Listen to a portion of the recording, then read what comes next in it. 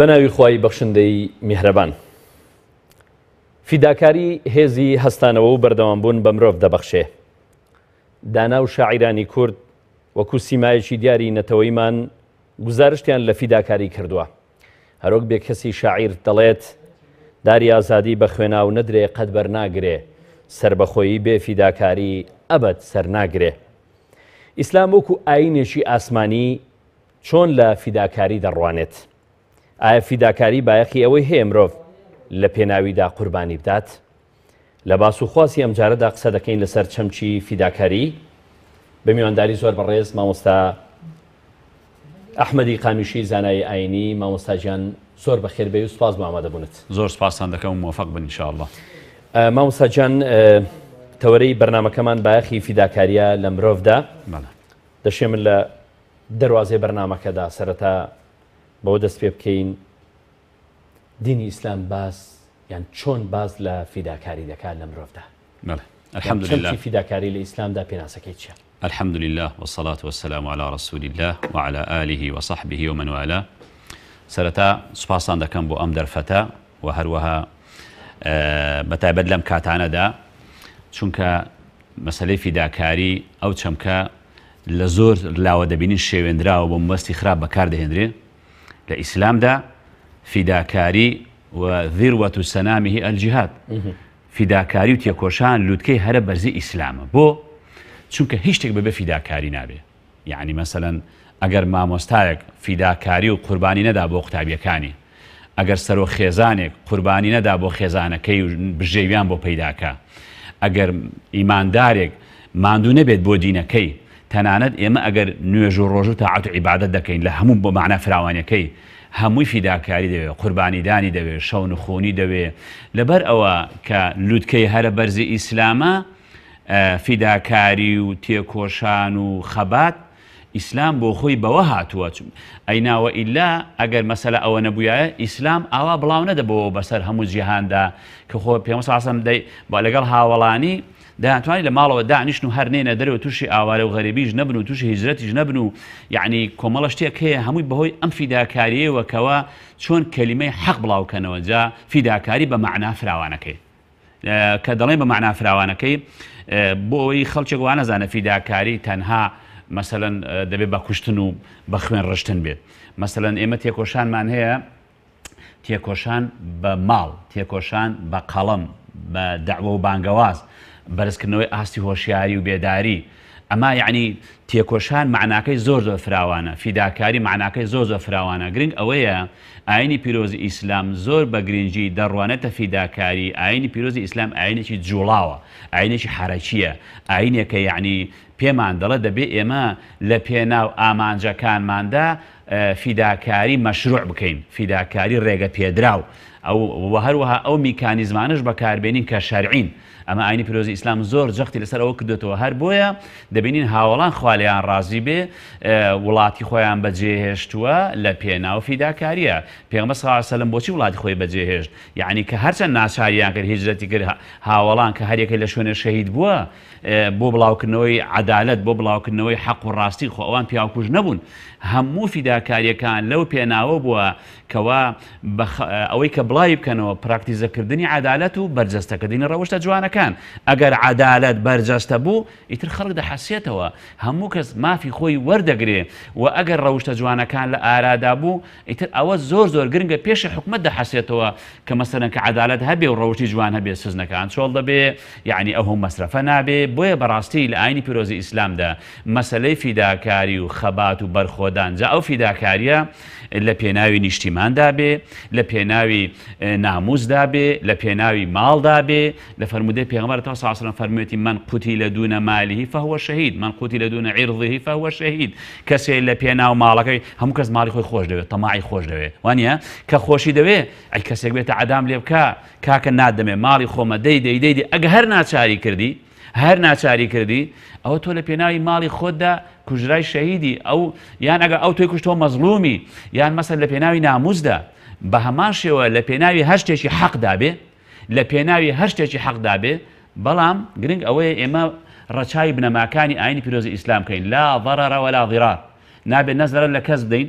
و نە زەرەریش قبوڵ بکەین. فمن اعتدى عليكم فاعتدوا عليه بمثل ما اعتدى عليكم. کەسێ دەستدرێژی کردە سرت وەکو خۆی دەستدرێژی بکە سەری، زیاد ڕەوی مەکە. یعنی ئەمە زۆر مهمە، چونکە لە ئاین پیرۆزی ئیسلامدا عەدالەت مهم ئەوەیە بەرجەستە بکرێ. جا ئەوەش بەوە دەبێت کە دەستدرێژی کرد اینجا مسلمان نابێت دەست پێش خەرج بێت لە دەستدرێژیە. یعنی مسلمان یعنی یەکێ لە صفاتی عیبادی ڕەحمان ئەوەیە کەوا کە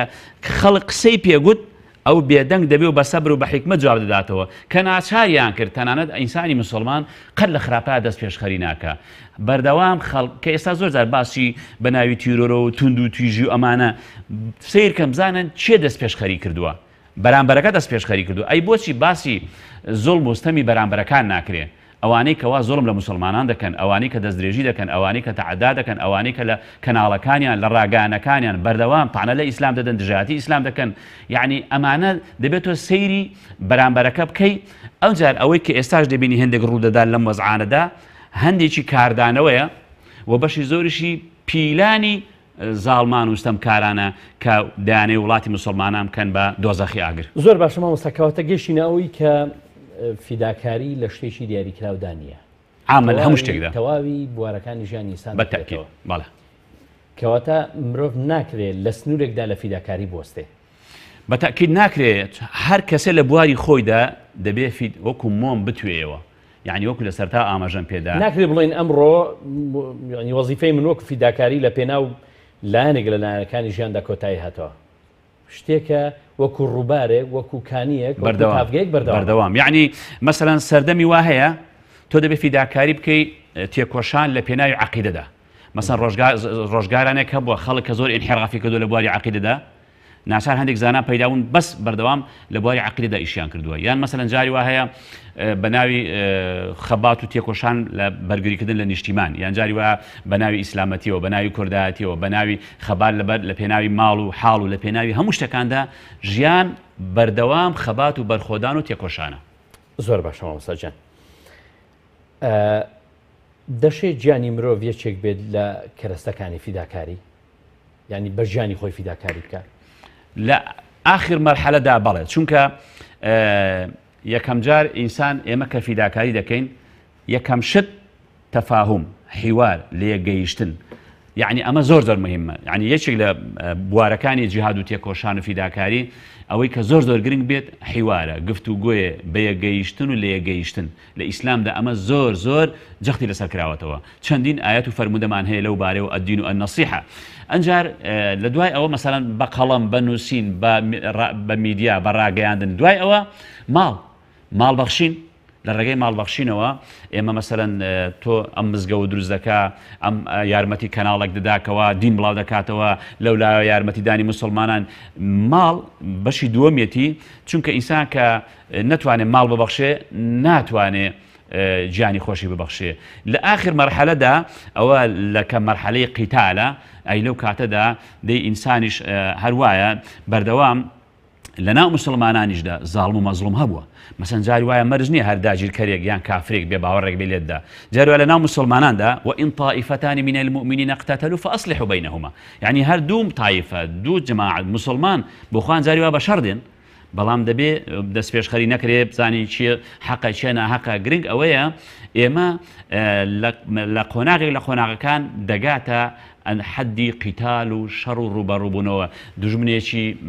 دوژمنێک دێ لە دەرەوەی وڵات دێ خاکە داگیر دەکە، یان ماڵە لێ دەستێنێ، یان ناموس قسەی بۆ دەکەی گوێت بۆ ناگرێ. مەسەلەن ماڵەکەت قەناعەت ناکە. لە قۆناغەکاندا ئەم ئیسلامە ئەگەر سەرنج بدەین، یعنی بۆی جوان شتەکە ڕوون بێت، ئاینی پیرۆزی ئیسلام خەڵکێک وا ئازانێت دین جیا لە ژین. نەخێر، دین ئەم ئیسلامە بۆ خۆی دین و دەوڵەتە، سیاست و سیواوکە، دەستمێژ و دەسەڵاتە. ئێمە بۆی بزانین چواشتەیە لە یەک جیا نابنەوە، شەو و ڕۆژ و هەروەها حکم و حکمت، علم و عمل، ئەمانە لە یەک جیا نابنەوە کە جیابنەوە وەزعەکە تێک دەچێت. ئێستا شریعەتی ئیسلام کە سەرنج بدەین 4 بەشی سەرەکیە. لەو 4 بەشە 3 بەشی بۆ دنیایە. خەڵکێک وازانە دین هەر لە بینی بەندە و خوادا، نەخێر لە بینی بەندە و بەندەکانیشدا لەگەڵەوەیدا. مەسەڵەن ئێمە جینایەتمان هەیە، مناکەحاتمان هەیە. ئەمە 4 بەشی شریعەتی ئیسلام، یەکەم عیبادەت، ئەو جار جینایەت، ئەو جار مناکەحات، ئەمانە هەر هەمووی دەبینی سێ بەشی شریعەتی ئیسلام بۆ دنیاە، مثلا جینایەت بۆ دنیاە، مناکەحات بۆ دنیاە، ئەحوالی شخصیە، قەزاوەت هەمووی بۆ دنیا. عیباداتیش بەشێکی هەر بۆ دنیاە کە تۆ بە ڕۆژ دەبی تەندروستی لاشەد ئیسفادەی دەکەیت. لە چوار بەشی شریعەتی ئیسلام سێ بەشی بۆ دنیاە، کەواتە ئەم دینە کە هاتووە بۆ ئەوەی هاتووە حکم کە دەسەڵاتی هەبێ. ئەگەر تۆ حکم دەسەڵات نەبێت چۆن نتوانی دەستی دەست ببڕی؟ زۆر باشە مامۆستا، ئەوە شتێکی چۆن نتوانی عەدالەت بەرجەستە بکەیت؟ زۆر جوانە مامۆستا. شتێکی بیخستمەوە ئەوەی کە بەڕێز ئاماژە بۆ دەکەی سێ بەشی شتەکان لە پێناوی بۆ دنیاە، بۆ ژیانە، بۆ ئاشتی کۆمەڵ عیبادەتە ئەوە. بەڵێ، بەڵام بەشێکی ئەوەی عیبادەتی نێوان بەندە و خوایە، بەندە و خوایە. بەڵام دیسان ئەوەی کە نێوانی بەندە و خوایە دیسان وەکو تەرجەمەکردنێک، وەکو تەقویەکردنێک، ئەوی دیسان بۆ ئەوە نییە خزمەتی لایەنەکانی تر بەقوتکە بۆ خزمەتکردن. ئەمیش بە هەمان شێوە ئەگەر کەسێک لەگەڵ خوا لە بینی بەندە و خۆی ساف نەکە، نیەتی پاک نەبێ، ئیشەکەی بۆ خوا نەبێ، کابرا لە خزمەت پێغەمبەر صلی الله علیه و سلم لە غەزادا کوتیان ئەمە شەهید لە غەزادا، بەڵام چۆتە ناو ئاگرەوە. بۆ چونکە عەبایەکی دزیوە، تاڵانی فەرهوت، یعنی بەناوی غەزاشەوە چووە. مەسەن جاری وا بەناوی کوردایەتیەوە، جاری وا بەناوی ئیسلامەتیەوە، شتەکان دەشێوێندرێت، جاری وا بازرگانی پێوە دەکرێت، جاری وایە یعنی هەموو جار دەبێت ناویش لێ بدرێت، بەڵام کە نیەتەکە لە بینی بەندە و خوا ساف نەبوو لە غەزایەدا شەهید کراوە، بەڵام چۆ ئاگرەوە لە بەرەوەی عەبایەکی دزیوە، یانەوە تا بریندار بۆ خۆی پێنەگیراوە خۆی کوشتووە. لەبەر ئەوە لە بینی بەندە و خوادا ئەگەر خۆت ساف کرد، خۆت چاکرد، تەبعاً ئێمە بۆی بزانین کە بینەران بزانن کە عیبادەت تەنها نوێژ و ڕۆژوو نییە. ئەو کەسێک کە قوربانی دەدا لە پێناوی ماڵ و ناموس، ئەو کەسێک کە ئەو سەرۆ خێزانی کە قوربانی دەدا بۆ بژێوی خێزانەکەی، ئەو مامۆستایی کە قوربانی دەدا لە پێناوی قوتابیەکانی و هەروەها هەموو بوارەکانی ژیاندا، ئەوە هەمووی عیبادەتە. یعنی خەڵکێک وازانە عیبادەت تەنها نوێژ و ڕۆژووە، نا، کەمال الحب وتەمام الذل، تەواو زەلیلی بۆ خوا، خۆشەویستی تەواو بۆ خوا. یعنی ئێمە کە لێرە دادەنیشین حەقیقەتێک ڕوون دەکەینەوە، ئەمە عیبادەتە. ئەو کەسێک کاسبی دەکا، ئەو کەسێکەوە ئەو بڕوادارەی کەوا دیفاع لە شەرەف و ناموس و خەڵک و خاک دەکات و خزمەتی خەڵک و خاک دەکات لەسەر بیر و باوەڕی ئیسلام، ئەمە عیبادەتە. یعنی عیبادەت معناکەی زۆر فراوانە. هەموو ئەمانە ڕێخۆشکەرە بۆ ئەوەی کەوا ئێمە بتوانین ئەم ئاینی پیرۆزی ئیسلامە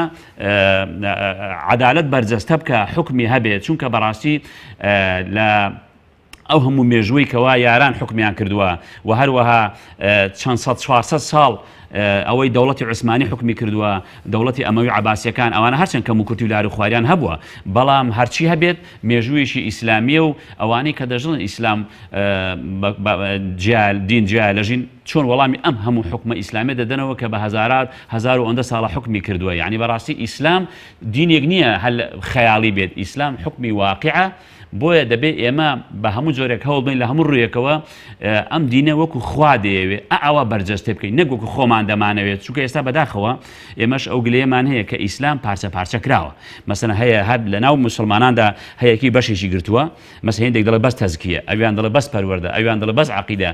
یان بەڵێن بۆن بە هەر هەمووانیان هێشتا ئیسلامێکی تەواو دروست ناکەن. ئێستا ئیسلامیش بەداخەوە وای لێ هاتووە وەکو دزداشەکە و کراسەکەی ئیمامی عومەر خوا لێ ڕازی بێ، ئەڵێ دزداشەیەکی لەبەر بوو 18 پینەی پێوە بوو، دزداشەیەک 18 پینەی پێوە بێ، نازانی کامە ئەسلەکەی، نا ئەسلەکە نەدەناسرایەوە، یعنی نازانی دزداشە ئەسلەکە کامەیە. ئێستا جاری وایە بە ناوی ئیسلامەوە شتی وا دەکرێت، یعنی بەداخەوە جاری وا بازرگانی پێوە دەکرێت، حەقیقەت دەشێوێندرێ، بەڵام ئەوانەی کەوا بە ناوی ئیسلامەوە شت دەکەن و ئەمانە زوو کەشف دەبن. دیارە بە ناوی کوردایەتیشەوە بە هەمان شێوە بازرگانی دەکرێت، تاڵان و بڕۆ دەکرێت، کۆمەڵە شتێک دەکرێت. گرنگەوەیە ئێمە چۆن بتوانین حەقەکان بناسینەوە، چونکە ئێمە لە سەردەمی فیتنەدا دەژین، شتەکان بەعام تەمەمژی پێوەیە، لێڵی پێوەیە، بۆیە دەبێت زۆر وریابین، زۆر باشە فێڵمان لێ نەکرێن. قوربانیدان ینی هۆکارە بۆەوەی کە مرۆڤایەتی ژیان بەرەو پێشچوون نەوەستان بەردەوام بێ. ئەی ئەگەر ئێمە قوربانی نەدەین، ئەگەر ئێمە تێنەکۆشین، ئەگەر هەوڵ و خەباتمان نەبێ، ئەی بەچی تەکنۆلۆژیا پێشکەوتن بەختەوەری بەچی بەدەست بێنین؟ ئەی خۆ ئەم دینە کە هاتووە بۆیە نەهاتووە کە بڵێ هەر نوێژ و ڕۆژوام بکە، مەگەر نوێژ و ڕۆژ و ئەم تاعەت و عیبادەتە ئەمە هەوەش ئالیەتێکە بۆ پراکتیزەکردنی عەدالەت و بەرجەستەکردنی ڕەوشتە جوانەکان، یعنی بۆ بەختەوەری مرۆڤەکان. وەستەعمەرەکم فیها، خوا دەفەرمێ ئێمە چۆن ئەم زەوێ ئاوادام بکەینەوە، بەچی ئاوادان پێێتەوە یاسا سەروەر بێ چۆن بتوانین ئێمە وەجعلناکم شعوبا وقبائل لتعارفوا ئەم هەموو خەڵکە ئەم هەموو یعنی خوای گەورە اعترافی بەوە کردووە کەوە ئەم خەڵکە هەریەکەی قەبیلە و عەشیرەتێکە و زمان ئەمە اعتراف بە هەموو قەومەکان کردو ئەمە تورکە ئەمە فارسە ئەمە عەرەبە ومن آياته اختلاف ألسنتكم وألوانكم اعترافی بە هەموو زمانەکانیش کردووە دەیکەوا بێ مادام وا دەبێ ئێمە چۆن بتوانین لتعارفوا هەمومان پێکەوە بژین ئاینی پیرۆزی ئیسلام ئاینێکە ئاینێکی ئومەمیە عامة يعني خلشك وازن آيني بيروز إسلام آيني عربة كلتوري عربة نا تناند قومية الإسلام دا بزوري خوشويستا ياران با قومي خوان دا ناسرانوام بولاتك خوان دا نقول بلالي حبشي صهيبي رومي جاواني كردي فلاني يماني خو أنا نبون بعرب لقبي وڵاتەکەی خۆیان لقبي ناوچەکەی خۆیان چونکە لە ناو ئیسلامیشدا لە سنووری شەرعدا لە سنووری جوگرافیای خۆتدا کوردایەتی و خەبات و تێکۆشان و بەڵام قسەکەمان لەسەر ئەوەیە ئاو ئەگەر وەستا بۆ گەن دەبێ ئەگەر ئێمە بەردەوام هەوڵ و تێکۆشانمان نەبێ ئەوە ژیان بۆ خۆی نامێنێت و دواکەوتوو دەبین و لە کاروانی ژیان بەجێ دەمێنین ئێمەش بۆیە هاتوونە سەر ئەم شانۆی ژیانە بۆ ئەوەی کەوا پێشکەوتن وەڵاهی ئەگەر سێری مێژوو ئیسلامی دەکەی يعني پێشکەوتنی ئەوەندە عجایبیان هێناوە کاتی خۆی کە چۆن ئەو کەشتیانە دروستکراوە ئێستاش ئەوانەی کە دەچن بۆ ئەستەمبول کە شارستانیەتی عوسمانیەکان تەماشا دەکەن ئەندازیارەکان تەماشا دەکەن ئەو مزگەوتانە کە چەندین ساڵ پێش تا دروستکراوە 500 ساڵ 600 ساڵ دەبینی ئەو ئەندازە میعماریە ئەو هەندەسەیە ئەو مەوادە یعنی تعجب دەکەن ئەو خەریتە ئێستا کە ئەمە تەکنۆلۆژیا هەیە هێشتا خەریتەی ئەوە هەموو میعماری لەبەر ئەوە بەڕاستی ئەگەر سەیری مێژوو ئیسلام کەین دەزانی ئیسلام چ پێشکەوتنێکی بۆ مرۆڤایەتی هێناوە و دوای ئەوەش کەوە لە 1924ەکانەوە کە ئاینی پیرۆزی ئیسلام بڵێن حکومەکەی کۆتاییان هێنا و مەسەلەن شتێک کە هاتە پێشی کە ئەلمانیەتە لە شوێنی گرتەوە دەبینی ئێستا ئەوە تا مرۆڤایەتی ژیانیان لێ کردوین بەژان و پەرتەوازی و قەیران و کێشە و هەرا لە ئارادا هەیە مامۆستا لە قورئانی پیرۆزدا لە زۆربەی شوێنەکان کە باسی فیداکاری دەکا ماڵ پێشخراوە پێشگیان خراوە بەڵام لە یەک شوێن لە یەک ئاتی قورئاندا وابزانم لە سوڕەتی تەوبەدایە باسی گیان دەکا پێش ماڵ کەواتە ئەوە ئەهەمیەتی ئەوە دەرناخە کە مرۆڤ ئەگەر نەتوانێت ماڵەکەی بەخشێ ناتوانێت جيانشي بالتأكيد إن الله اشترى من المؤمنين أنفسهم وأموالهم بأن لهم الجنة أو حالتك جناب الباسيدة كي أما هندك حالتي تايبته هي وكل حالتي شردة أينا وإلا بعاملة شوينة كانك وكو برزد أماجت بيدا مال بيش خراوة بو چونك أجر كسيك نتواني مالكي ببخشي لبيناوي دينكي نتواني نفس ببخشي چونك نفس عزيزترا نفس خوي هرشي خواي قورا دايناوا لبيناوي مروفكان دايا يعني مال وسخر لكم ما في السماوات وما في الأرض هرشي لأرزو آسمان دايا خواهي قورا بو مروفكان دابيني كردو بو اوي مروف بختور بي مروف زور قوريا او بداخو كي استا مروف ريزينا ماوا اينا مروف اواندا قوريا ولقد كرمنا بني آدم وحملناهم في البر والبحر اما زور رزما لبني آدم قرتوا وفضلناهم على كثير ممن خلقنا تفضيلا بسر هموش تكان دا فضلي دراوا فرمان كراوا فرشتا سزدي رز بو حضرت آدم بري اما همو قوري آدم هر كسيك نفسك بكوجي او فكأنما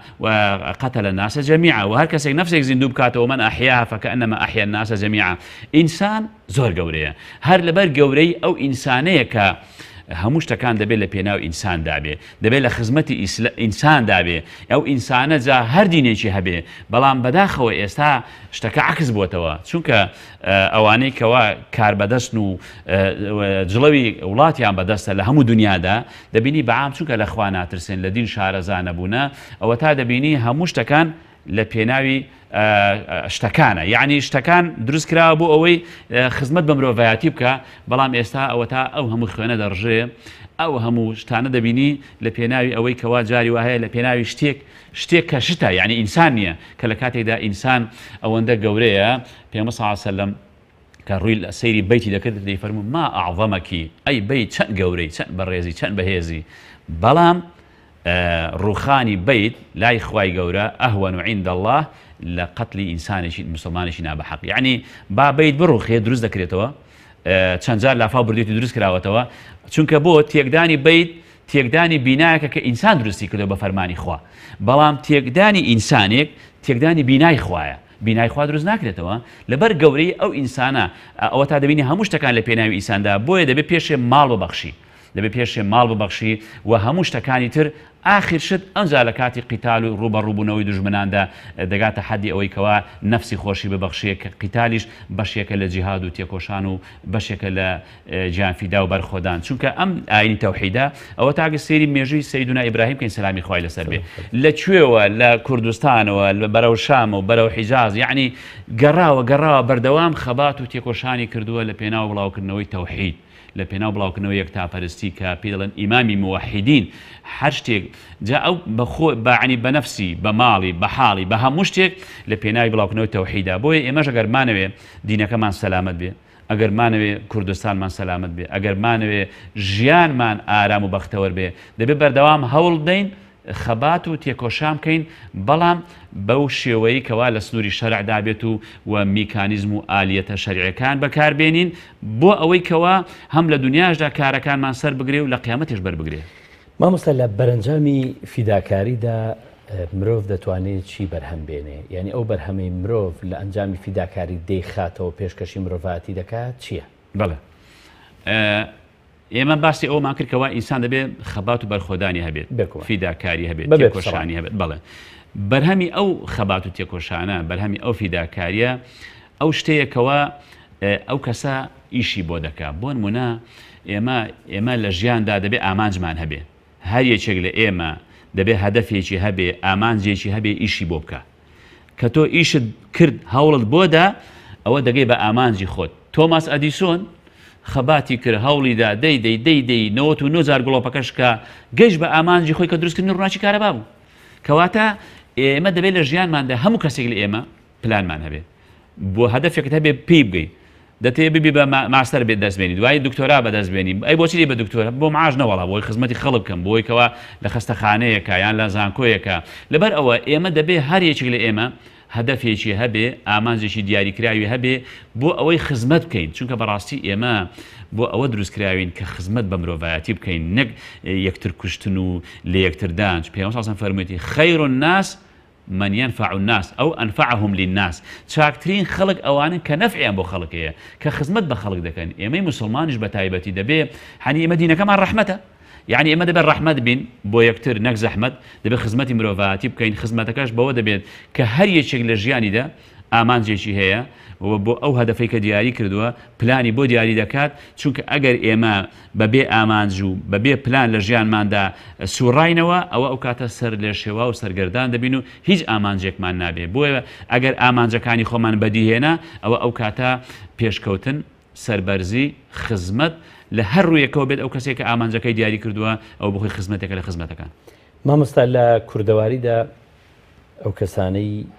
زۆر قوربانی دەدەن جا باوکە لە پێناوی منداڵەکانیدا هەر کەسێکە لە پێنا ئەوەی لە دەوروبەریدایەتی ینی کەسێک نییە خۆشەویستە کەسێک نییە کە زۆر ڕێزی لێنراوە کەسێک نییە مەکانەتێکی تایبەتی هەیە لە نێو کۆمەڵگادا جارێ هەر بە باسی وشەی قوربانیت کە کرد هەر یەکسەر قوربانیت بیرهێنامەوە کە لە جەژنی قوربانە حیوان سەر دەبڕێت کە ئەوەش بۆ خۆی لە قورئاندا هاتووە قوربانی کەلیمەیەکی قورئانیە لە قورب و قەریبەوە هاتووە ئیذ قەڕەبا قوربانن دوو کوڕەکەی حەزەتی ئادەم سەلامی خوای لەسەر بێ لەبەر ئەوە کە قوربانی دەکا ئەو کەسە بۆ قوربانی دەکا ئاژەڵێک سەر دەبڕێ بۆ ئەوەی کە لە خوا نزیک بێتەوە خۆشەویست بێت خۆشەویستە ئەو کەسە مەسەلەن ماڵێکی خۆش دەوێت خشتی خۆش دەوێت قوربانی دەکا بۆ ئەوەی نزیک بێتەوە ئەو کەسەش کە قوربانی دەدا بە تەکید خۆشەویست هەبێت چونکە بۆ دەڵێ هەموو تەمەنی خۆی لە پێناوی ئەوە دابەخشی کە ئەو دایکە لەسەر ئەو مناڵە هەتیوانە دانیش گەورەی کرد قوربانیدا پێی گەیاند بوون بە ماستەر و دکتۆرا ئەمە بۆ خۆی ژیانی خۆی لە پێناوی ئەوان دابەخشی بە هەمان شێوە باوچێک بە هەمان شێوە مامۆستایەک بە هەمان شێوە هەرچی کە قوربانی دەدا ئەو کەسە وەکو مۆمێک چۆن مۆم تا خۆی نەتوێنێتەوە ناتوانێت ڕووناکی بە دەوروبەری بەخشێ بەڕاستی ئەوانەی کە قوربانی دەدەن زۆر گەورن زۆر بەڕێزن و نمونەی فیداکارین بۆیە بەڕاستی ئەوانە لە دنیاەشدا هەر گەورن لە قیامەتیش هەر گەورن. ئێستا ئەسحابی پێغەمبەر سەلامی خوا لەسەر بێت بۆچی ئەوەندە گەورن بەردەوام لەسەر مینبەرەکان باز دەکرێن؟ چونکە کۆشک و تەلار و باخ و باخاتیان بەجێ نێهێشت، قوربانیاندا لە پێناوی دینەکەیان، لە پێناوی خزمەتکردنی مرۆڤایەتی. یعنی بە جۆرە قوربانیان داوە کاتێک کە ئیمامی حوسێن سەلامی خوای لەسەر بێ کەوا وەفات دەکات، کاتە تەماشاکەن دەیشۆن پشتی هەمووی سوور بۆتەوە، هەمووی شوێنە برینی پێوە دیارەوە چییە؟ وەڵا شەوانە خواردن و کۆڵە پشتی بردو بۆ ماڵە فەقیر و هەژارەکان. یعنی ئەوانە بەنهێنی و بە ئاشکرا قوربانیان داوە بۆ ئەوەی کەوا مرۆڤایەتی بەختەوەر بێت. بەڕاستی ئەوانەی قوربانی دەدەن زۆر گەورن. ئێستا لەناو کردەواری خۆشماندا تەماشا دەکەی مەسەرەن هەندێک لە سەرکردە گەورەکان کە قوربانیان داوە بۆ میلەتی خوانێکی و قازی محەممەدی بەردەوام باز دەکرێت، مەسەرەن شێخ سەعیدی پیران بەردەوام باز دەکرێت، مەسەرەن سەعیدی نورسی. یعنی ئەم پیاوە گەورانەی کە لەناو کوردستانی خۆماندا قوربانیان داوە، یان پیاوچاکانی ئەوانەی کەوا مەسەرەن گۆشی و کاگ ئەحمەدی شێخ تەماشا دەکەی ئەو پیاوچاکانی کە لەناو کوردە هەڵکەوتون، ئەمانە قوربانیان داوە، خزمەتی گەل و نیشتیمانیان کردووە. بۆیە ئەوانی قوربانی دەدەن زیندون لە دڵی مرۆڤەکاندا لە دوای خۆشیان، ئەو وەکو دنیا وەکو قیامەتیش خۆی و نیەتی خۆیان ئین ئەکرەمەکم عیند اللهی ئەتقاکم. ئەو وەکو دنیا ئەوانی قوربانی دەدەن سونبلن ڕەمزن لەناو هەمە هەر دەڵەوە تاڵە مەسەلەن مەلیک مەحموود مەسەن تەماشا دەکەی ئەوانەی قوربانیان داوە بەردەوام، بەڵام ئەوانەی قوربانیان نەداوە مەسەلەن گەندەڵیان کردووە، خیانەتیان کردووە، بازرگانیان بە میلەتەوە کردووە، میلەتیان بەناحەق بە کوژداوە لە پێناوی کورسیەکەی خۆیان، لە پێناوی دەسەڵاتی خۆیان بۆ تێکردنەوە ئەوانە، بەڵام بە جۆرێک باسییان دەکرێت دەستنە زەبڵدانی مێژووەوە و هەروەها زۆر لە بیر خەڵکی دەستنەوە، مەگەر مێژوت خوێندەوە بە خراپە باسی دەکرێت. بۆیە لەبەر ئەوە ئێوانی کە قوربانی دەدەن قوربانی ڕاستەقینە بەڕاستی ئەوانە خۆشەویستن لە دڵی مرۆ لە دڵی گەلدا دەمێننەوە بە زیندوی. مامۆستا فەرمودەی پێغەمبەرمان هەیە عەلەیهی سەڵات وسەلام باسی ئەو کەسانە دەکات مرۆڤ دەکات کە دوو ڕۆژی وەکو یەک بێ، ینی بە جۆرێک بەزەم و من ساوە یەوماه فەهو مەغبون. پێغەمبەر سەڵام فەرموویەتی هەر کەسێک دوو ڕۆژی وەکو یەک بێت ئەوە تێکشکاوە، ئەوە دۆڕاوە. بەڵێ مەبەستمەوەی ئەمە بە مەزمومە لە ئاینی پیرۆزی ئیسلامدا کەسێک دوو ڕۆژی وەکو یەک. کەواتە ئەو فەرمودەیە چی دەلال لەسەرەوەی نییە کە پێویستە مرۆڤ بەردەوام قوربانی بدایان بۆ ئەوەی گۆڕانکاری لە دەوروبەرەکەیدا ڕووی بدا، هەمیش مەڵۆیەکی تر بخاتە سەر خەرمانی چاکەکانی سەرکردەوەکانی سەرجیانی خۆی و ئەوانی تریش. بەتاکید ئەم فەرمودەیە و دەیان فەرمودەی تریش پێمان دەڵێ ئەوە تا دەڵێ نابێت دوو ڕۆژ دووەکو یەک بێت، کەواتە دوو ڕۆژ دووەکو یەک بوو تۆ زەرە دەکردووە، کەواتە دەبێ من ئەمڕۆم باشتر و گەورەتر بێت لە دوێنێک کە ڕابرد. ئەمڕۆ بزانم چیم کردووە، چەند مەسەلەن ئاەتێکم لەبەر کرد بێ، بابەتێکم هێنا بێتەوە، خزمەتێکم کرد بێت لە هەر ڕوویەکەوە بێت. یعنی ئێمە بزانین دەبێت نابێت دوو ڕۆژمان وەکو یەک بێ، بەڵام بەداخەوە ئێستا ئێمە بۆی ئەو زروفێکە تێکەوتوین ئێستا لە وڵاتی ئێمەدا بەتاڵەیەکی زۆر خەڵکێک بێزارە، بێکارە، قەرزارە، هەژارە، نەدارە، یعنی بەڕاستی ئەم جۆرە قەیرانانە ژینگەیەکی ناخۆشی هێناوەتە ئاراوە. یعنی ئێمە پێویستە هەرچی زیاتر و زۆرتر جارێشکە بە خۆمان دابچینەوە هەوڵ و تێکۆشانمان زیاتر بێت و ئومێدمان زیاتر بێت، چونکە بەڕاستی خەریکە بێ ئومێدیەک دروست دەبێت. ئێمەی مسلمان دەبێ ئومێدمان زۆر بێت، گوڕ بە خۆمان بدەین، یعنی هەم بە خاتری ئەو میلەتە، یعنی هەم کوردستانی خۆمان خزمەت بکەین. ئێمە گەر چاومە لە داگیرکەران بێت و چاومە لە دوژمنان بێت، قەدیمانی خۆمان توانە خروی پشتی خۆ دەگە بەدەست خۆنی خوێنی بەخوا خەڵکە بۆ ناخورێنەوە. یعنی لەبەرەوە ئێمە دەبێت بۆ خۆمان خزمەتی خۆمان بکەین، جارێشکە چاومان لە خەڵکێک نەبێتەوە کە لە ناو خۆشماندا خەڵکێکی زۆڵمان لێ دەکا و ستەممان لێ دەکا، دەبێت هەوڵ بین هەر چۆنێک بێت من ڕەئا منکم منکەرا فەلیوغەیرهو بیەدیه، هەر کەسێک لە ئێوە منکەرێک و خراپەیەکی بینی بەدەست بیگۆڕێ. ئەمە عادەتەن ئەوانە کە دەسەڵاتیان هەیە، ئەوانن کەوا توانایەکیان هەیە، فإن لم يستطع ئەگەر نەیتوانی بیگۆڕێت فبلیسانه، ئەوەش با بە زمانی، ئەوەش بە زمان دەکەوێتە سەر خەبات و تێکۆشانی بانگەواز و داعوە و هەروەها بەڵێ بانگخوازان بە زمان ئێمە بڵێن کاکە ئەمە حەقە ئەمە ناحەقە، ئەمەیان بەناوی کوردایەتی شەوێ بەڵام کوردایەتی نییە، ئەمەیان بڵێن ئەمەیان بازرگانیە، ئەمەیان شەڕی بە وەکالەتە، ئەمەیان ئاوایە ئەوایە. لەبەرەوە ئێمە پێویستە حەقەکان ڕوونکەینەوە، بەڵام نەک بە ئارەزوی خۆمان، لە تەرازوی علم و معریفەتە، لە تەرازوی حەقە. یعنی بەڕاستی زۆر زۆر مهمە بە زمان ئێمە شتەکان بگۆڕین. ئەمڕۆژ کەناڵەکان زۆرن، بتوانین لە هەموو کەناڵەکانەوە هۆشیاری و بێداری ئەم میلەتە جارێشکە بەرزکەینەوە، بە حەق بڵێن حەق، بە ناحەق بڵێن ناحەق، قول الحەق ولو على نفسك. یعنی ئێمە بەڕاستی کاتی حەق خۆیەتی بەردەوام لەگەڵ حەق دابین حەق بڵێن یعنی نەک بێدەنگ بین و سەرکەس بین و لێگەڕێن خەڵکانێک کە ناحەقە خەڵکانێک کە نەشارەزایە خەڵکانێک کە پسپۆر نییە مەسەڵەن بۆ منە لە ئاینی پیرۆزی ئیسلامدا بۆ خەڵکانێک بێت باسی ئیسلام کاوڕێ بۆ مەلا و زانایان دابنێ کە بۆ خۆی نوێژ ناکە و بەرنامەیەشکەی هەیە و لە دین شارەزانیە دەبێت ئەمە لە بوارە پسپۆڕەکەیدا زانایانی ئاینی ئەوانە لە بوارە پسپۆڕێک بڵکاکە نا دین ئاوایە ئەمە دینە ئەوەی تۆ دەڵێ ئەوە دین نییە هەر کەسە لە بواری خۆیدا مهندس لە بواری خۆیدا دکتۆر لە بواری خۆیدا یعنی لە بوارە پسپۆڕەکاندا ئێمە هەر کەسێک لەوانە بتوانێت ئەگەر خراپەیەکی بینی ئەگەر کرا بەدەست ئەگەر نەیتوانی بە زمان ئەگەر نەیتوانی هەر ئاخر شت ئەوە فبقلبه وذلك أضعف الإيمان بەدڵ پێی ناخۆش بێ ئەوەش أضعف الإيمانە کە من بەدڵ پێم ناخۆشە ئەو زوڵمە کراوە ئەو غەدرە کراوە ئەو خیانەتە کراوە ئەوەش بەڕاستی أضعف الإيمان ئەیترەوەکو بڵێ لەوە لاواستر ئەوە خوا پەنامان بە زۆر باشە مامۆستا یەکێک لە پێشتر باسمان کرد بەڵام دەمەوێت زیاتر جەختی لەسەر بکەینەوە یەکێک لە سیمە دیارەکانی خەڵکی کورد گەلی کورد هەر لە مێژۆ وەکو کللتور بەجێماوە بوومان بابەتی فیداکاریە بابەتی قوربانیدانە بابەتی ئەوەیە کە بەردەوام ئەوانەی ڕابردوو توانەوە لە پێناوی ئەوانەی کەنەوەکانی ئایندە خۆشبەخت بن کەنەوەکانی ئایندە سەربەرز بژین ئەمە لە چێوە هاتووە ینی ئەوەی کە لە کللتوری کوردیدا پەیوەندی بە ئەوە نییە کە لە ئیسلامە وەریگرتووە بەتاکێت ئێمە سپاس بخوا لەسەر ئیسلام و ئیمان کە زۆربەی هەرە زۆری کللتور و ڕەسەنایەتی کوردی ئێمە لە ئیسلام و سەرچاوی گرتووە کە ئاینی پیرۆزی ئیسلام پێمان دەڵێ بەردەوام دەبێ هەوڵ و تێکۆشانمان هەبێ خەباتمان هەبێ پێشکەوتنمان هەبێ لەوانەیە ئێستا هەبێ لە بینەر هەندێک بینەران بڵێن جا باشە ئەگەر وایە کوا پێشکەوتنەکە کوا بۆ ئیسان نەکردووە لەوانەیە ئێستا هەبێ لە لای خۆی وا بڵێ بەڵام ئێمە پێیان دەڵێن کاکە خۆی ئێستا ئیسلام حکم ناکە ئێستا ئیسلام هیچی بەدەست نییە ئێستا ئیسلام وەکو دەڵێ بەدواوەیە و ئیسلام ئەمڕۆ هیچی بەدەست نیە لە هیچ شوێنە حکم ناکە لەبەرەوە هەر شتێک کە ڕوودەدا ئیسلام بەرپرسیار نییە ئەینا لە شارستانێتی ئیسلامیدا ئەوەندە وەکو لە سەرتا ئاماژەم پێدا مێژووی ئیسلامی ئەوەندە پێشکەوتن و شتی گەورەی هەیە هەتا یەکەم جار لە ئاینی پیرۆزی ئیسلامدا کە سەعاتیان دروست کرد و نمونەیەکیان نار بۆ جۆنی بەریتانی لەوتیان ئەمە جنۆکەی تایە چک دەجوڵێتەوە لەبەرەوە ئێستا کە ئیسلام ئەو ئیسلامی کە ئێمە باسی دەکەین بەڵام لە ئەرزی واقعدا ئەو پێشکەوتنە نابینین لەبەرەوە ئێستا ئیسلام حاکم نییە ئیسلام بەرپرسیار نییە بۆیە ئەو کەلتور و ڕەسەنایەتی میلەتی ئێمەش لە ئیسلامەوە سەرچاوی گرتووە کە ئێمە بەردەوام وەکو کابرای پیرەکە کە بە تەمەنی پیری باخەکەی دەچاند و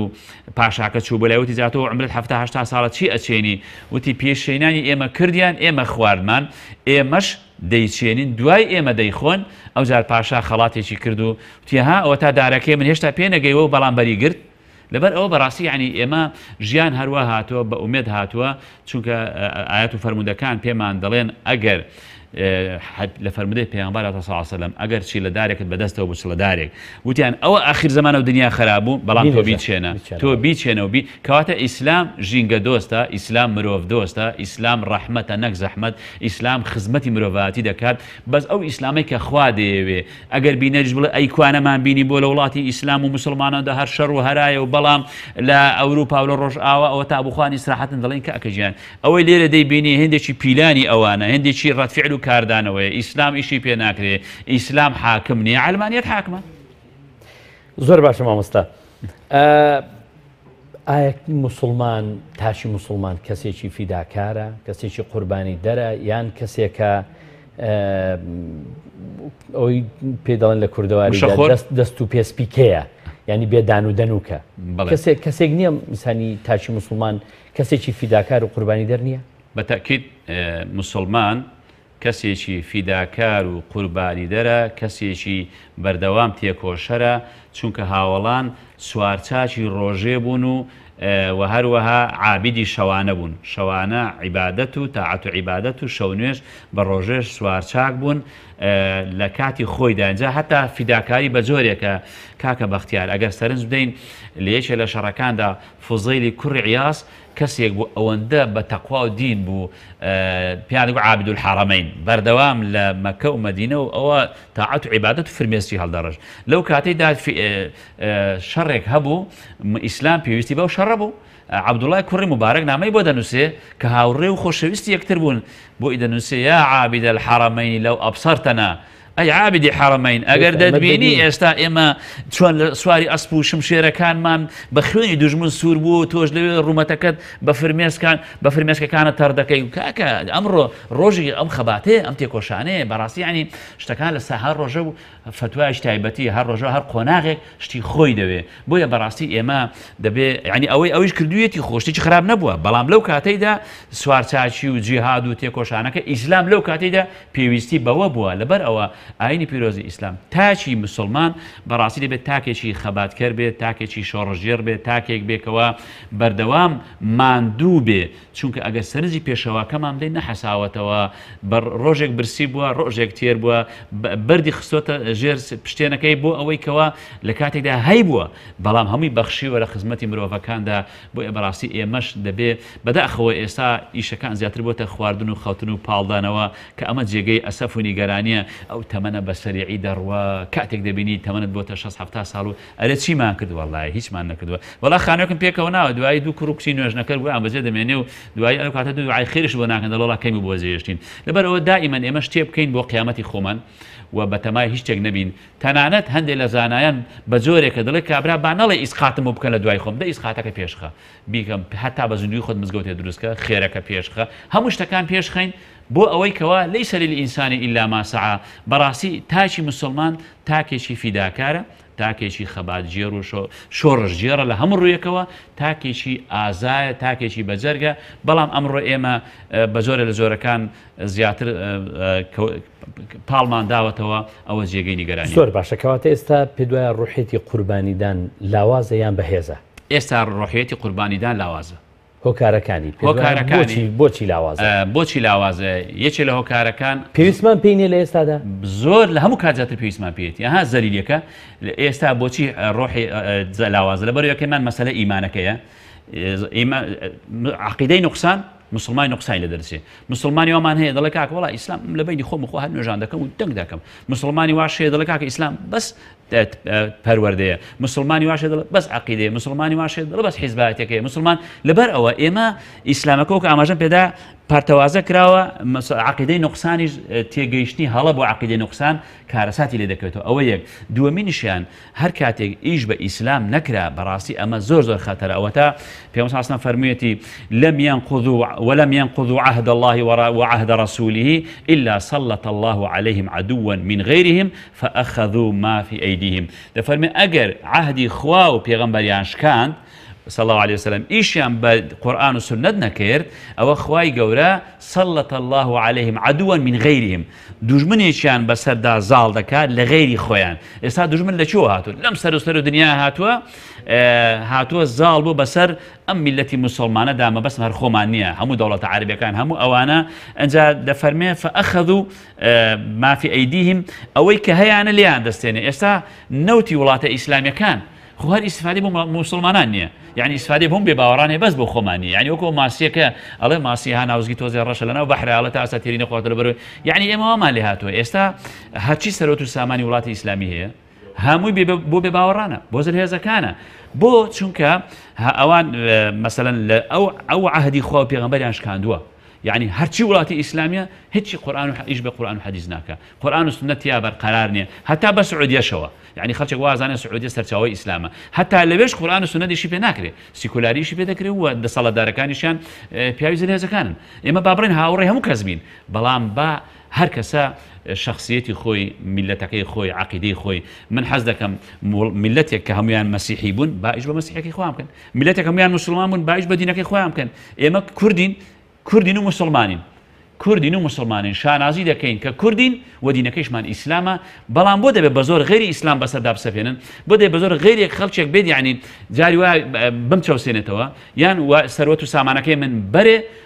حتى لمذهب الإمام الشافعي رحمة الله بدأ فرمي أجر بون من الشارع شو سليماني أجر زكاتي هبو حتى فقير سليماني اللي بي نابي زكاتك بري بو هوليريان بدهوب حتى فقير سليماني دابني إما يعني بقولين من حتى وكو بخمان بيسمان بنو تكيبي وبيسمان بواردات تكيبي نابي بالرابو شونيشكا أو تا إما همو بخمان هيج ما نيو ولاتانو أم لاوراش بإما خنيبون أما مثلا كا توتت بوتشي بسيارات أو أبو يعني بوتشي أي إسامة بيستي ما بخبادنيا بله لهمو كات زيادة بيستي ما بهولو تيكوشانا بو خدمت كردني كرد كردستان بۆ خزمەتکردنی میلەتی مسلمانی خۆمان ئێمە سانەوە پێنجمان مسلمانە خزمەتکردنەکەش لە هەموو ڕوویەکەوە بێت جا لەبەر ئەوە ئێستا کە ئەو وەزعی کە دەیبینی یەکێک لە هۆکارەکان مەسەلەی تێگەیشتنی بەهەڵە دید و تێڕوانی نادروست بۆ عەقیدە و بیر و باوەڕ تێگەیشتنی هەڵە بۆ ئیسلام و هەروەها ئیمانی زعف زەعیف لاوازی ئیمان پاشان شکاندنی وعد و پەیمانی خوا و پێغەمبەری خوا صلی الله علیه وسلم ئەمانە هەمووی هۆکارن ئێستا کە دەبینی ئەو پەرتەوازەیە کە هەیە هەر ئێمەی مسلمانان بۆ پەرتەوازەین یعنی ئەمە بۆ خۆی هۆکارێکە ئەگەر مسلمانان یەک ڕیز بن یعنی زانایان پیاوچاکان شێخان یعنی ئیسلامیەکان حیزبە ئیسلامیەکان یعنی هەمومان پێکەوە ئایا مەگەر هەر هەمومان یەک دینمان نییە ئەگەر ئێمە یەک ڕیز بین ئەو کاتە یەک ڕیزی و تێکۆشانەکە بەرەکەتێکی تایبەتی دەبێ و بەرامبەرەکەت حسابت بۆ دەکا بەڵام ئەوە تا دەبینی خەڵکێک بە ناوی دینەوە دەبینی خزمەتی بێدینی دەکا بە خاتری پارە پلە و پایە و خەڵات و مانسەبێک کە ئەمە هەم زەرە لە دینەکەدا و دینەکەی ناشرین کردووە هەم ماڵوێرانی قیامەت زۆر باشە مامۆستا قوربانیدان دەمەوێت بڵێم فیداکاری سنوورێکی هەیە بۆ وەستان مرۆڤ تێیدا بوەستەیان لە هەر منسەب و لە هەر پلە و لە هەر شوێنێکدا کاری کرد ئەو شوێنە مەیدانی ئەوە کە قوربانی و فیداکاری تێدا بدە فیداکاری سنوورێکی نییە و دەبێت هەر یەکەو لە بواری خۆیدا فیداکاری بکات لە پسپۆڕی خۆیدا لە شارەزایی خۆیدا بەرهەمی هەبێت بەردەوام چونکە تۆ ئەگەر مۆدیلێکت ئێستا مۆدیلێک لە سارە دروست کردووە دەبێت ساڵشکە مۆدیلش کە دروستکەی مواسەفاتی زیاتر بێت ئەنجار مەسەلەن ئەم ساڵ تۆ ماستەرە دەرێناوە دەبێ هەوڵ بۆ دکتۆرە ئەو جار دوای عملی پێ بکەیت ئەنج وردە دەبێت بەردەوام لە بواری خۆتدا بەردەوام کە وەستای معنای مردی کە وەستای معنای تۆ ژیانەکەت بەرەو کۆتاییە لەبەر ئەوە هیچ سنوورێکی نییە و بەردەوام دەبێت تێکۆشین هەوڵ بدەین بۆ ئەوەی کەوا زیاتر و زۆرتر خزمەت بکەین و زیاتر و زۆرتر تێبگەین پێ بگەین هەروەکو چۆن لە بواری زانستەوە ئەگەیشێک وتی ئەوە تەواو من شادەی دکتۆرا مێنا و لێبوومەوە ئەمڕۆ عالمم ئەو کاتە بزانە جاهیلە لەبەر ئەوە نابێ بوەستە دەبێت بەردەوام ئێمە لە خەبات و تێکۆشاندا بین چونکە دینەکەمان ئاوایە و پێشەواکەمان بەردەوام تێکۆشانی کردووە هاوڵان بە هەمان شێوە و هەروەها پێشینانی ئێمەش لە میلەتی خۆماندا بەردەوام تێکۆشانیان کردووە لە خزمەت دینەکەیان لە خزمەت گەلەکەیان ئەوان لە کاتی خۆیاندا توانیان خزمەتی باش بکەن بەداخەوە ئێمە قسووریمان هەیە و نەمانتوانی حەقی خۆ بۆ شتانە بدەین کەواتە مامۆستا دەمێ ئەوە بپرسم قوربانیدان هۆکارە بۆ دەستەبەرکردن و بەدەستێنانی شتێک یان ئەوەیە بنەمایشی استراتیژی هەیە یان استراتیژە لای تاشی مسلمان قەت مەفعولەکەی کەم نابێتەوە بەتاکید قوربانیدان ئەوە بۆ خۆی هۆکارێکە وەکو بە میکانیزم و ئالێتە شەرعیەکان بۆ ئامانجێکی دیاری کراو بۆ خزمەتکردن وەکو لە سەرتا ئاماژەمان پێدا تاشی مسلمان دەبێ بەردەوام بیر لەوە بکاتەوە چۆن خزمەت بکە مەسەن لە فەرمودەی پێغەمبەر صلی الله علیه و سلم کە فەرموویەتی لە کەسێک کەوا ئیماندار بێت جیرانەکەی برسی بێت ئەوە ئیمانی تەواو نییە من باتە شەبعان وجاره جائع کە تۆ کەواتە دەبێت قوربانی بدەیت کە چۆن خۆت تێری دەبێت جیرانەکەشت تێر بێ نابێ هەر خەمی خۆت بێت وەکو خەڵکانێک لە هەندێک لە کار بەدەستەکان ئێستا بەس خەمی خۆیانە دەبێت ئێمە قوربانی بدەین عومەری کوڕی عەبدولعەزیز نمونەی خوا لێ ڕازی بێ نمونەی قوربانیدانە کە کابینەکەی تەنها 2 ساڵ و نیو بوو توانی عەدالەتێک بەرزەستە بکە کە فەقیری نەیەڵێ لەسەر لە حکم و دەسەڵاتی خۆیدا یعنی کەس پارەی وەرنەدەگرت بەڵام جاری وایە ئێستا لە حکم و دەسەڵاتی ئێمەدا کابینەکە 25 ساڵە ساڵی بۆ ساڵی خۆزگە بپارە یعنی ئەگەر ئێمە بەڕاستی نیەت و ئیرادەمان باش بێت ئێمە بەڕاستی قوربانیدانمان بەڕاستی بێت خیانەت نەکەین گەندەڵ نەبین خزمەتکار بین بەڕاستی ینی وەتا بە 2 ساڵ و نیو پێشەوە عومەری کوڕی عەبدولعەزیز توانی گەورەترین خزمەت بکات بە مرۆڤایەتی نەکرد بە موسڵمانە هەر بە مرۆڤایەتی بە تەیر و توار وەڵا شت ئەوەندە زۆر بوتیان قوربان وتی هەندێک شت بەرن لە شاخەکان بۆی تێرەکە بیخۆن تەیر بیخۆ یعنی ئەوە ئیسلامە ئەمە بەچی وەی کرد دەی کاتێکە بەخۆی وەفاتی فەرموو قەرزار بوو کاتێکە وەفاتی کرد قەرزار بوو کوا کۆشکەکەی کوا باخەکەی ئەی بۆچی ئێستا یەک ساڵ بێ بە مەسوول یەکسەر دەبێت ڤێلا و ئاخر سارێ مۆدیل ئاخر سارێ بێت و کۆشک و تەلاری هەبێت ئەوە لەکوێ هێنا مەگەر بە ئینحراف و بەلادان و بە خیانەت و بە گەندەڵی بەدزی بەڵام ئەوانەی کەوا لە خوا ترساون پێشینانی ئێمە یعنی کوا چیان بەجێهێشتووە چیان بەجێهێشتووە چونکە خزمەتیان کردووە بۆیە مێژوو مرۆڤایەتی بە چاکە باسییان دەکا و زیندون لە دڵی مرۆڤەکاندا زۆر باش مامۆستا دوا پرسیارم ئەوەیە کە ئێستا شەڕ دەگوزارێت لە پێشمەرگەش بەشدارە و دژی داعش شەڕ دەکات. بەڕێستان قسەتان چیە لەم بارەیەوە؟ بەڵێ وڵا جا طبعا ئێمە دائما قسەمان ئەوەیە کە دەڵێن یا ڕەبی خوایە هەر کەسێک خێری دەی بۆ ئەم کورد و کوردستانە و بەڕاستی بەرگری لەم کوردستانە دەکات یخوای گەورە بیپارێزێت، چونکە بەڕاستی ئێمە وەکو ئیمامی لاهوری فەرموویەتی دین و وەتەن لازم و مەلزومی یەکترن. ئەگەر ئێمەی مسلمان وەتەنێکمانەبێت لەکوێ دینداری بکەین و ئێمە بەرگریکردن لە شەڕەف و ناموس و وەتەن لەسەر ڕێگەی دین بە عیبادەت دەزانین و عنی ئینسانی ئیماندار لە سنووری جوگرافی خۆیدا لەسەر عەقیدە و بیر و باوەڕی خۆی وەکو عیبادەت واجبە بەرگری لە خەڵک و خاچی خۆی بکە، ئەوەش بۆ خۆی تێکۆشانە، ئەوەش قوربانیدانە و ئێمە لە سنووری خۆماندا و لەسەر عەقیدە و بیر و باوەڕی خۆمان هەمومان، چونکە پێشمەرگەش کوڕی ئێمەیە کە سوکاری ئێمەیە و ئێمە هەمومان بەڕاستی یعنی حەز دەکەین کوردستانمان پارێزراو بێ، کوردستانمان سەلامەتی بێ و لەسەر عەقیدە و بیر و باوەڕ لە سنووری جوگرافی خۆماندا و حەز دەکەین شەڕەکانمان بەڕاستی بەداخەوە ئێستا ئێمە ئەو گلێشمان هەیە ئیشەکان تا ئەندازەیەک زۆر لێڵی و تەمومژی تێدایە لە مەسەلەکاندا وەکو پێویست ڕوونی نییە، بەڵام ئێمە بەردەوام دوعامان ئەوەی لە مینبەرەکانیش کە خوایە خەڵک و خاکمان سەلامەت کەی و کوردستانمان پارێزراو بێ و ئێمە هەروەکو چۆن فارس دەوڵەتی هەیە و تورک دەوڵەتی هەیە و عەرەب دەوڵەتی هەیە وەڵاهی گلەیمان لە سەرکردەکانمانە، بۆچی یەک ڕیز نابن و بە زووترین کات دەوڵەت ڕاناگەێنن، بۆچی ناوماڵی کورد ئاوا پەرتەوازەیە هەتاکو کەی یعنی بەڕاستی ئەوە گلەیە کە هەموو هاوڵاتیان ئەو گلەیان هەیە، یعنی لە جیاتی ئەوەی کەوا ساڵ بۆ ساڵ پێشکەوین ئێمە ساڵ بۆ ساڵ قەیرانەکانمان زیاد دەکەوت، یعنی جاری وا هەیە بۆ دروست بۆ پەردەپۆشکردنی قەیرانیش کە دروست دەکەن بەس بێ ململانەی سیاسی با بەس بێ دژایەتی یەکتر با ئەوەندی لە جیاتیەوەی دەستی بێگانە ماچکەین با دەستی خۆمان ماچکەین، یعنی ئەمە گەورەیە بۆیە هیوادارین ئەم قەیرانە زوو بەسەرماندا تێپەڕێ، ئەم شەڕ و هەراو کێشەیە زوو کۆتایی پێبێ، ئێمە هیچ کەس حەز ناکە جەرجی دایکان بسووتێ مناڵەکان هاتیو بن، خوای گەورە ئینشاءالله کوردستانمان بۆ پارێزراوکە. لە کۆتایی بەرنامەکەمان بەرنامەی باسوو خواست زۆر سپاسی بەڕێز دەکەین مامۆستا ئەحمەدی قامیشی زانای ئاینی کە تاوەکو ئەم ساتە لەگەڵمان بووی. بەڕێزان تەورەی بەرنامەکەمان بایەخی فیداکاری بوو لە مرۆڤدا، هیوادارین ئێوەی ئازیز و خۆشەویستیش سووتان لە ناوەڕۆشی بەرنامەکە وەرگرت بێت. بەخوای گەورە و میهرەبانتان دەسپێرین، هەمیشە شاد و سەربەرز و کامەران بن. خواتان لەگەڵ.